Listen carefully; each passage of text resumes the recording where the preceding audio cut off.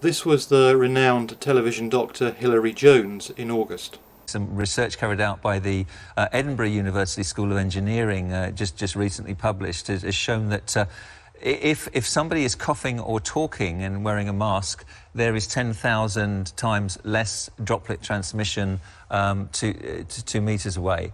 It's actually better to be half a metre away from that person if they're wearing a mask than 2 metres away if they're not wearing a mask. So it kind of adds to the research that masks are important. Whatever quality the mask, that they do some good. Just being 2 metres, 3 metres away, you might be reducing your risk, but the risk is still there.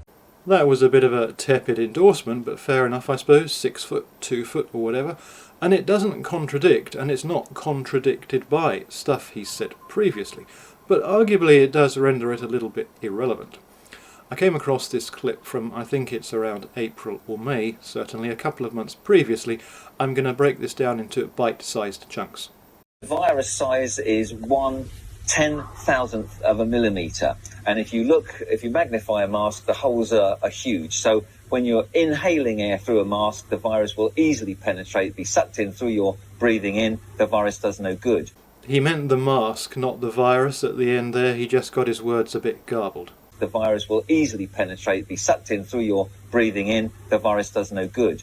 He's making the point that virus particles couldn't be blocked by the mask because they're too small, and I can't imagine that virus particles over the following couple of months have somehow kamikaze style got bigger, so what he said then would be as true now as it is then. But not too small to be blocked going out, because we're told that face masks protect other people, not the wearer, which does appear to make little sense, because you'd think what can't get out can't get in, what can get out can get in. However, it does make perfect sense in reality, because we know that Johnson's advisory group proposed coercion as a means of people control, something that has never been reported on the BBC for what it's worth. Consideration should be given to enacting legislation to compel key social distancing measures. Social disapproval from one's community can play an important role in discouraging failure to enact pro-social behaviour.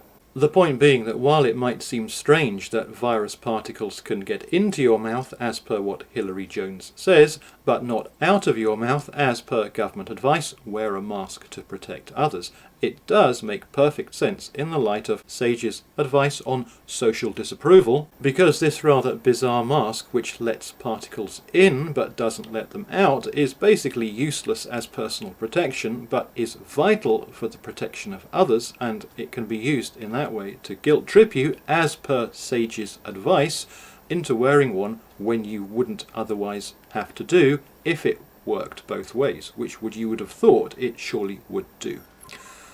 I wish somebody relevant would address this, would raise this with somebody else relevant, somewhere relevant, because I have never had a convincing answer to that question. Your doctorness, please do continue.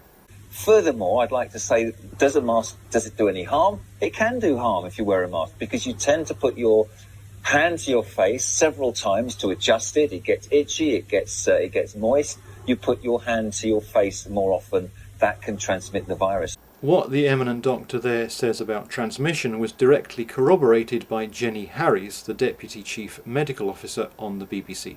What tends to happen is people will have one mask. You can imagine they don't wear it all the time. They'll take it off when they get home. They'll put it down on a surface that they haven't cleaned, or they'll be out and they haven't washed their hands. They'll go and have a cup of coffee somewhere. They half hook it off. They'll wipe something over it, they'll put it back up, and in fact you can actually trap the virus in the mask and then start breathing in. So they could be putting themselves more at risk by wearing a mask than not? It just doesn't. So yes, because of this issue of, if you like, behavioural issues, which are really important when we're talking about infectious diseases, people can in fact adversely put themselves at more risk than less. So that seems pretty clear. And there's one more to go. Also, when the mask gets damp and moist, it traps the virus, and you have to handle a mask effectively to make it safe. That's somewhat similar to the previous one, trapping the virus rather than transmitting it, but in the same approximate ballpark. So you've got holes too big, transmission and trapping issues, and this rather toxic revelation about safety. Does it do any harm? It can do harm if you wear a mask. I will interject here with what I consider to be a relevant matter, and not for the first time, when the BBC's Deborah Cohen told us that WHO mask shifting was down to political lobbying, and the WHO's communications director clarified that it wasn't politicians lobbying, but the global health sector, which means the global drug manufacturing business. Park that briefly. We have somewhat contradictory positions here. Here is a little nip and tuck of Dr. Jones' most recent comments. If somebody is coughing or talking and wearing a mask, there is 10,000 times less droplet transmission 2 meters away. It kind of adds to the research that masks are important. Whatever quality the mask, that they do some good. And a top and tailing of what we've just seen above. When you're inhaling air through a mask, the virus will easily penetrate, be sucked in through your breathing in. It can do harm if you wear a mask. It gets itchy, it gets moist. You put your hand to your face more often, that can transmit the virus. And you have to handle a mask effectively to make it safe. It's not entirely clear why in the one breath Dr. Jones is saying that the holes are too big to serve any purpose, and that there are transmission issues, trapping issues, and sheer safety issues, and in the next breath he's saying that they can serve some useful purpose because they allow you to basically get nearer to people.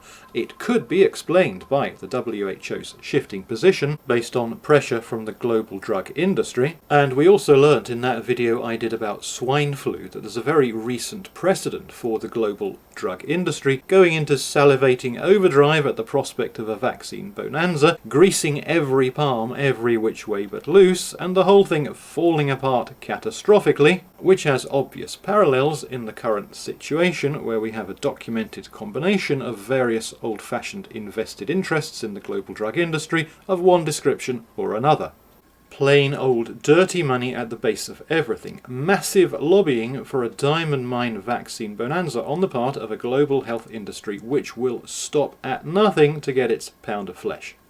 Look, you can't say for absolute 100% sure, and you can't say absolutely certainly why the positions expressed in this video seem to change from one day to the next. But you can say one thing for absolute certain sure. Dr. Hilary Jones, MBE, does know exactly what he is talking about. When you're inhaling air through a mask, the virus will easily penetrate, be sucked in through your breathing in. It can do harm if you wear a mask. It gets itchy, it gets moist. You put your hand to your face more often, that can transmit the virus. And you have to handle a mask effectively to make it safe.